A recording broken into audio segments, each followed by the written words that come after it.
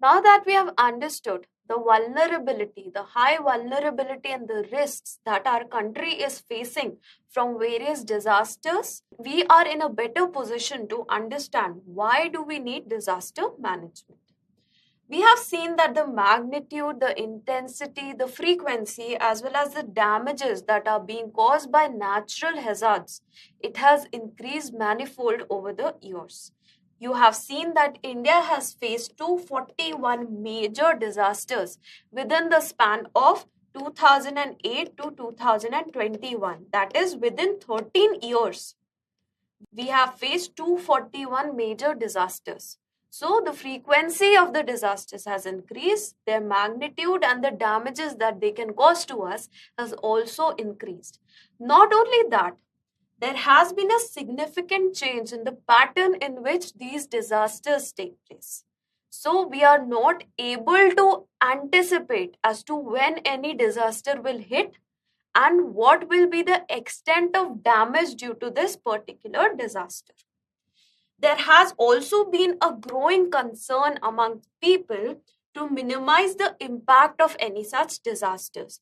With an increase in development, the people have also become aware regarding the impacts of various disasters. And because our developmental levels have increased, we do not want that development to be raised down by any disaster. So there has been a growing consciousness amongst the people, amongst the governments, the civil societies to reduce the impact of any disaster over the people as well as the property. So how does disaster management work? So disaster management has a particular cycle. We'll study about that cycle in this slide. So there are two phases. One is the phase before the disaster, that is the pre-disaster phase, and one is the phase after the disaster, that is the post-disaster phase. In the pre-disaster phase, we have stages like prevention, that is preventing a hazard from happening. For example, there is some hazard called landslide. Now, if we take proper precaution like covering up the exposed cliffs through mesh, then we can prevent any such landslide event. There is something called mitigation. We know that the disaster might strike. We cannot do anything to prevent it. Then we'll try to take steps to mitigate it, to mitigate the impacts, to lessen the impact of the disaster on the human life and property. For example, earthquakes. We cannot predict earthquake. We cannot even prevent ourselves from earthquakes. So we mitigate them by creating earthquake resistant buildings. Then comes preparedness. Preparedness is preparing ourselves for the oncoming disaster. For example, preparedness against cyclones, creation of cyclone shelters where people can come when the cyclone has hit their area. Now, this was the pre-disaster phase. Now, the disaster has hit that particular place. What now? What all steps do we need to take up? We have response, the immediate response towards any disaster. For example, sending of the disaster response crew in any particular area. It can be the NDRF, that is the National Disaster Response Force, or volunteers that can provide the immediate relief to the people who have been impacted by the disaster. Next comes recovery. Now that we have responded to the disaster, we have given the first aid, we try to recover. The recovery of the livelihoods, the damaged property,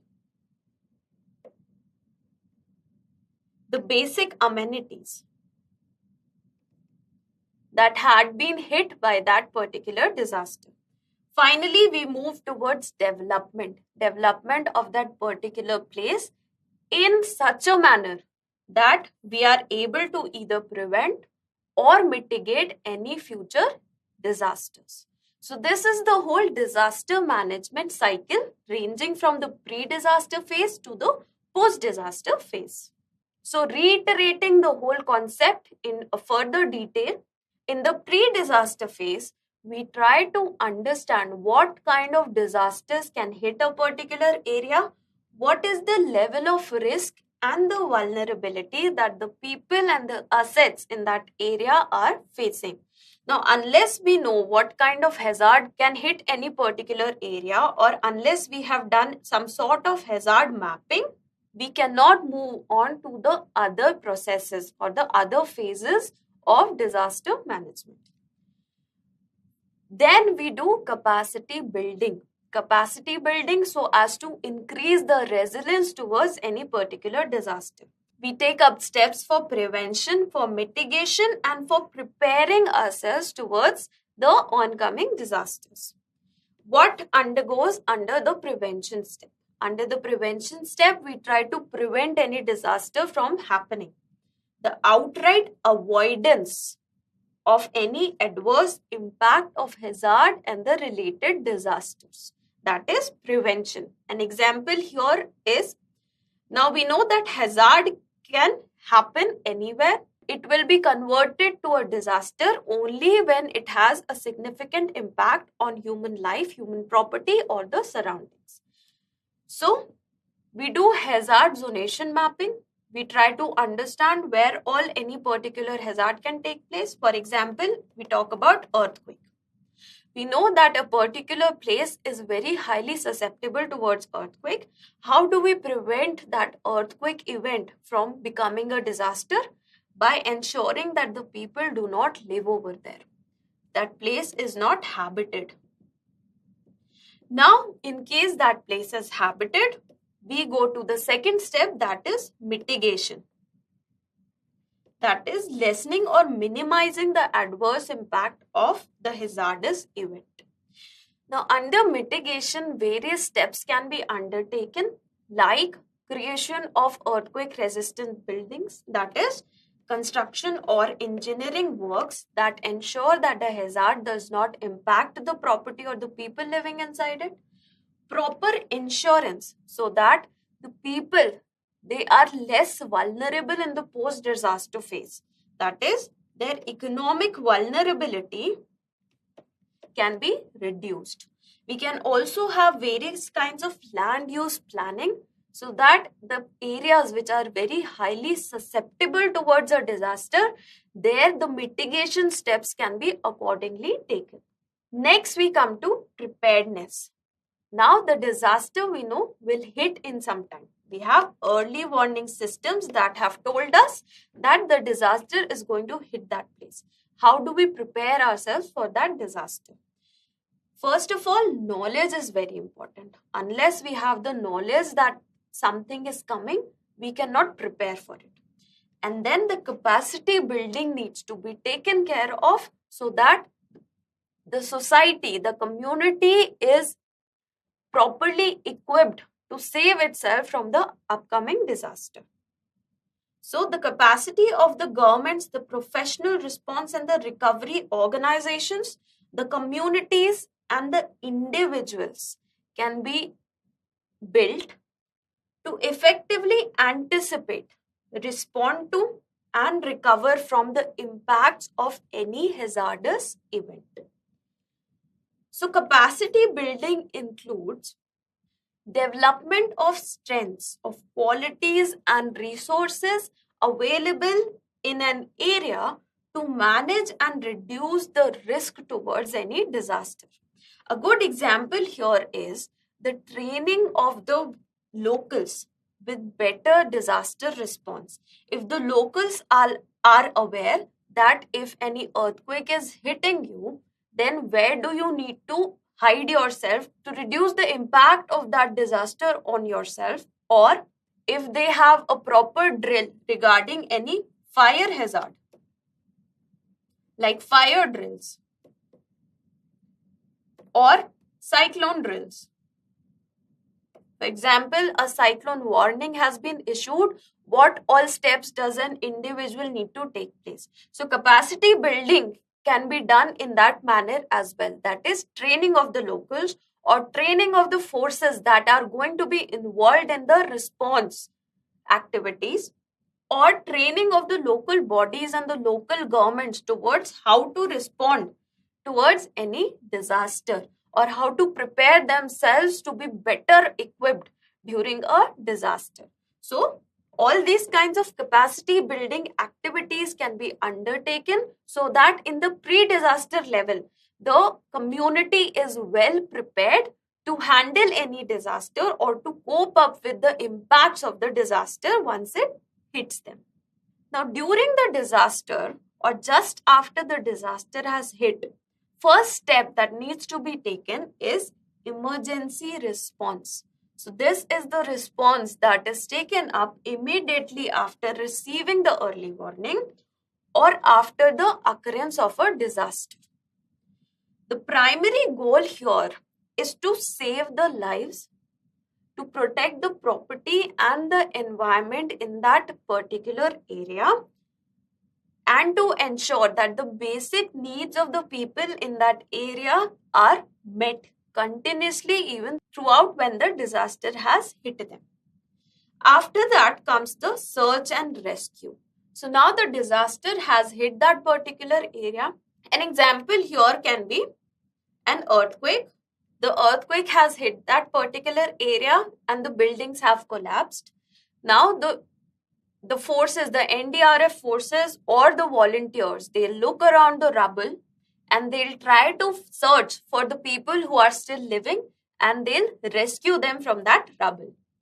After that comes the relief phase, where the relief, either medical relief or food, water, shelter, clothing, that is, the basic amenities are provided to the people who have been a victim to those disasters. Next comes the post-disaster recovery phase. Under this, the first phase is the rehabilitation phase, which goes on for the following few weeks or months after the disaster has hit that particular area. And it is to enable that the area can start functioning again. It can start functioning again. It cannot be dependent upon the external aid and relief for a very long time. So it needs to start developing its own capacity. So here is the rehabilitation phase which kickstarts this process. Next is the recovery and reconstruction phase. Now it is a long-term project or a long-term phase which ensures that the normalcy can again reappear in that particular area and that area can start functioning in a normal manner which it used to do before the disaster struck it. Here we can also take a look at the various steps of the recovery process and the key processes involved in each of the steps. First is the early recovery stage, the duration of which is 3 to 18 months. In this phase, the various steps that can be taken are cash for work so that livelihoods of the people can be reignited, resumption of the markets, the commerce and trade, and restoration of the social service and provision of transitional and temporary shelters towards the people. So we are working towards economic rehabilitation and providing basic amenities through shelters. Next comes the midterm recovery stage. It can go up to 5 years and it works in sync with the early phase. So they are working together. This overlaps with the early phase as well. Under here, recovery plans for assets and livelihoods. The assets that have been lost and the livelihoods that have been lost, they try to recover them. Here, insurance claims are very important part of this phase. Then reconstruction plan of the houses, of the infrastructure and the various public and cultural buildings is undertaken in this phase itself so that the people can move from the temporary shelters to their own houses.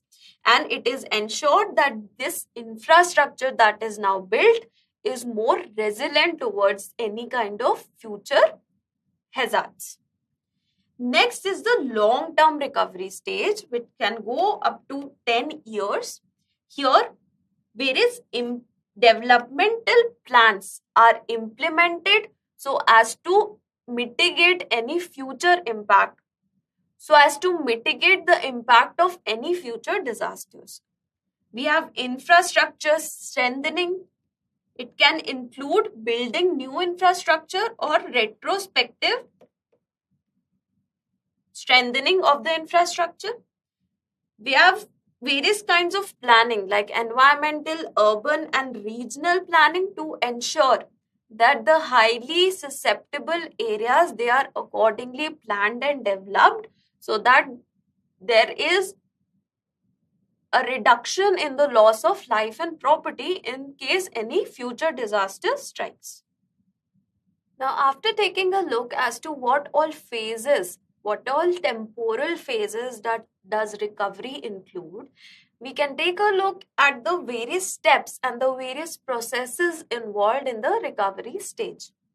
First, we have the step on post-disaster needs assessment and credible damage assessment. Unless we know what are the needs of the community and unless we know what all damage has been caused due to the disaster, we cannot move on to further steps. So, what all processes are included in this first step? We have the preliminary assessment reports on what is the amount of damage that has been caused to that particular area. Then compilation and transmitter of this data that has been collected through the preliminary reports. Then the disaster damage assessments. Now these assessments are done both by the government as well as many agencies that are involved in humanitarian response. So the data is taken from both these sources to assess as to what level of damage has been caused due to the disaster. Then we have the quantitative and qualitative baseline data on damages, on loss and needs across various sectors, various blocks and districts. So this is all about collecting data regarding the various needs and the various damages and losses across various sectors and across various habitations. Then we have results monitoring and evaluation plan. We develop a basic plan in order to take up the recovery program. And for all of this, we need to ensure that we select the most appropriate and achievable processes and methodologies for collecting data for all these processes. Then we come to the second step, that is, we develop a vision, we develop a plan to build back better. Whatever we build, it should be in such a manner that the future disasters, we are resilient towards them. So high-level meetings and broad-based discussions with all the stakeholders are undertaken under this process to formulate a particular vision as to how do we need to take up the further developmental work after the initial assessment of damages and needs is done. Here, a consensus is built amongst the various stakeholders within as well as outside the government. So, these stakeholders include not just the governments, but also the CSOs, the NGOs, the citizens, and other humanitarian organizations.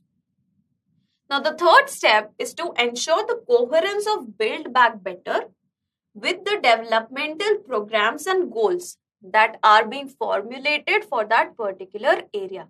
It needs to be ensured that our disaster management strategies are clearly included and given a priority when we discuss or develop plans for development of that region.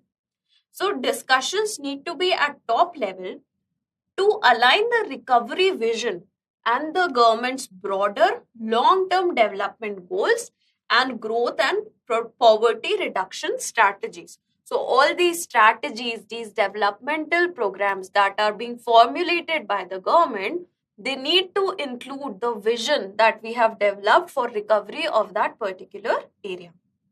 Next is incorporating resilience and build back better in recovery vision.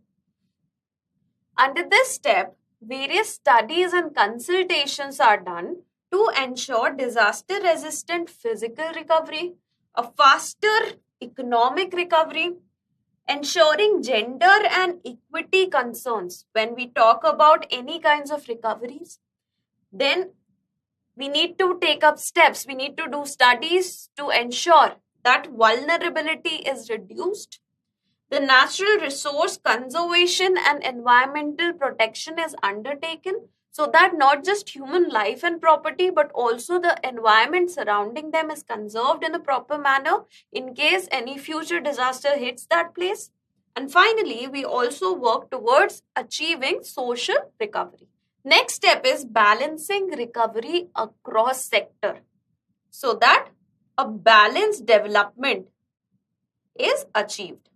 So there needs to be a balance between the private and the public Build Back Better programs. There is a need to promote norms for non-discriminatory and equitable distribution of the assets amongst the individuals and amongst the communities, so that all the communities, they get equitable distribution of the resources that are available.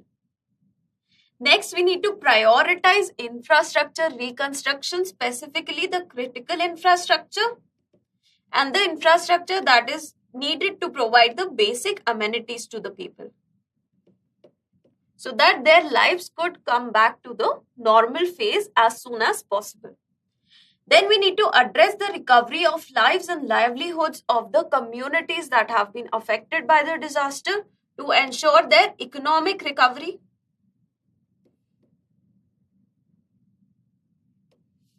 And finally, there is a need to show sensitivity towards the needs of the population that has been affected by the disaster when it comes to the public expectations from the recovery. We have to be sensitive towards their needs so that they can recover in a faster and a sustainable manner.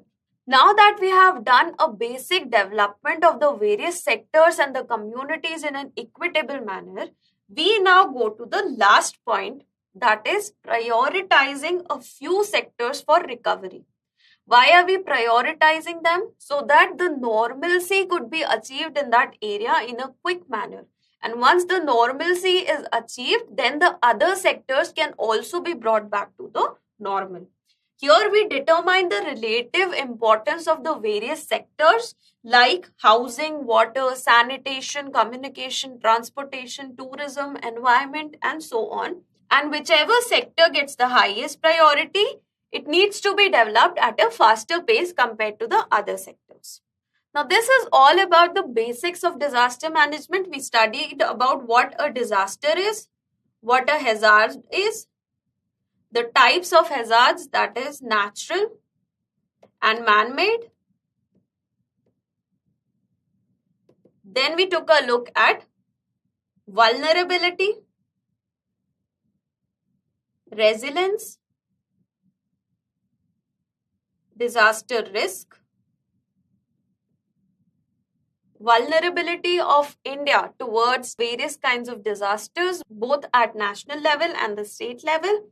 And then we came to the need for disaster management.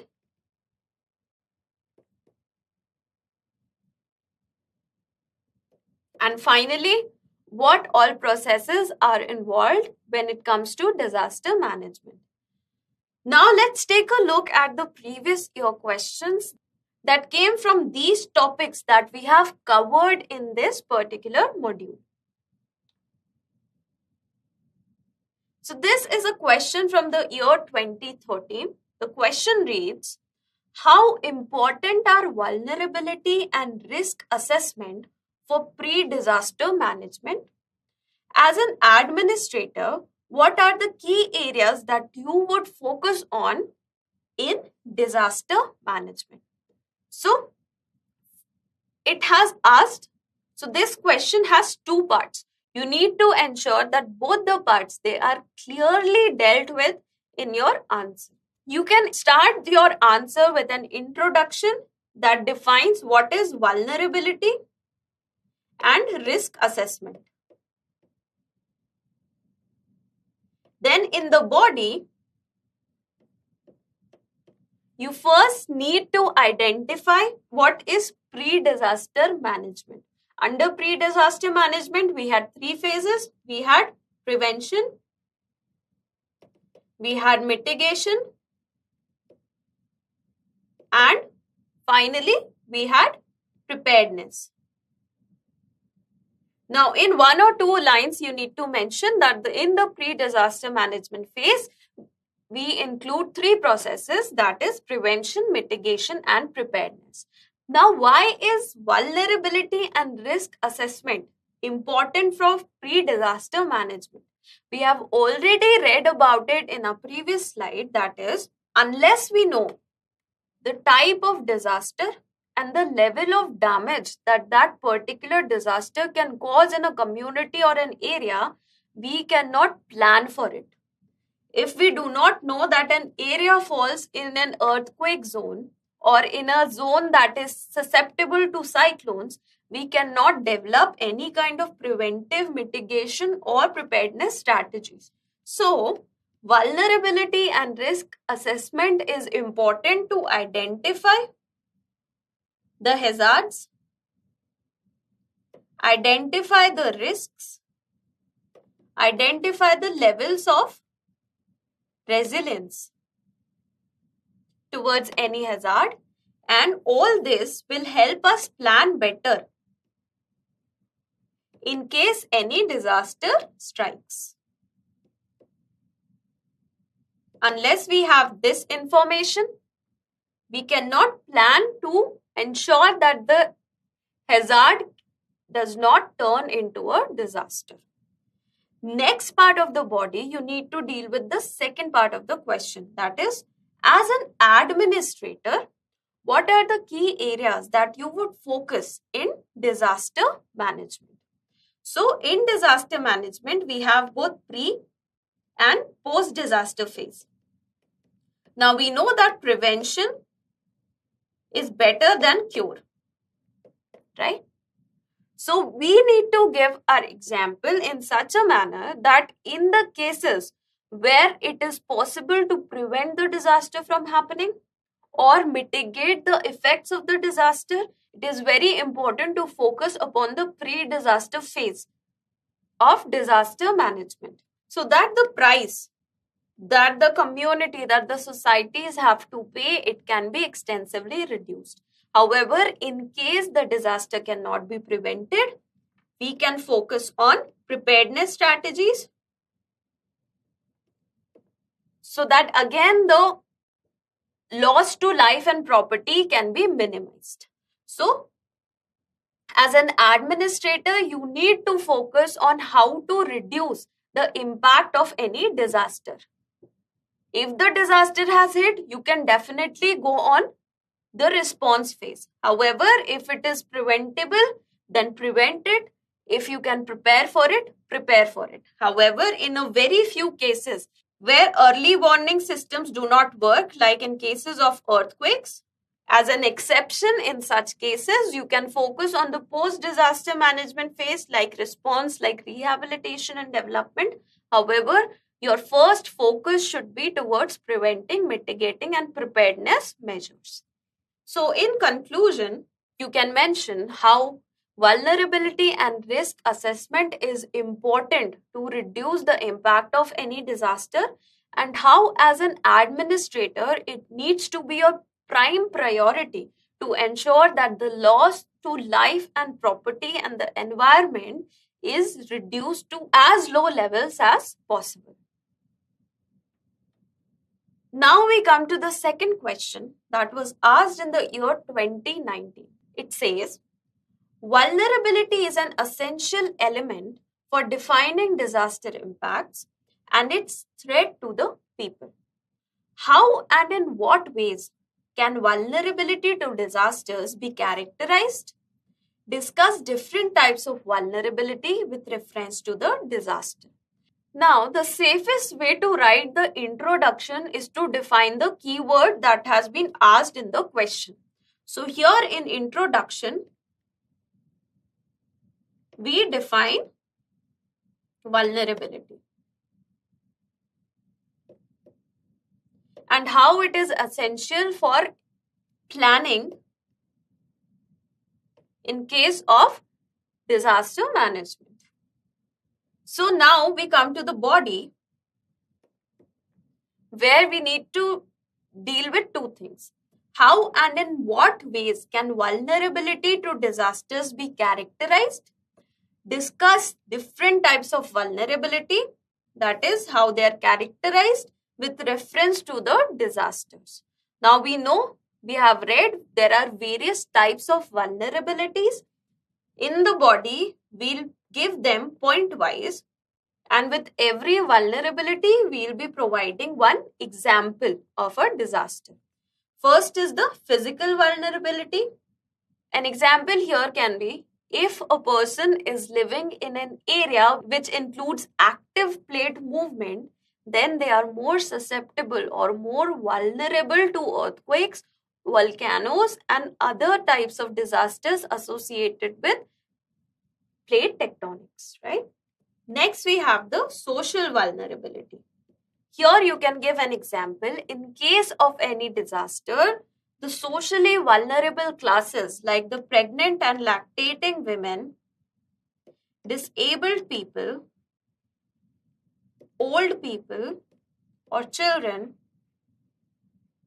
are more vulnerable compared to other categories of people. Next, we come to economic vulnerability. People who belong to economically backward classes, they do not have any kind of social security. They are not even able to get insurance on their property or on their lives, and that's why they are more vulnerable towards any kinds of disasters. A very good example here can be the migrant classes, especially belonging to the unorganized sector. They faced a lot of challenges during the COVID pandemic, and many of them, they lost their lives. Next, we come to environmental vulnerability. A very good example here can be the coastal areas or people living in the island nations. Now, what happens here because of global warming? That is one of the environmental conditions. Because of global warming, the sea levels are rising and there are more concerns regarding cyclones and salt water intrusions.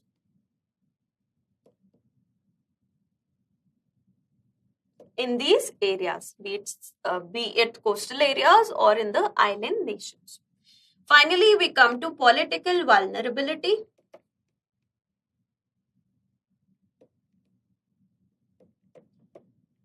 Here you can give the example of Somalia. Due to political instability, or even Yemen. Due to political instability in Somalia, in Yemen, there have been an increased incidences of famines.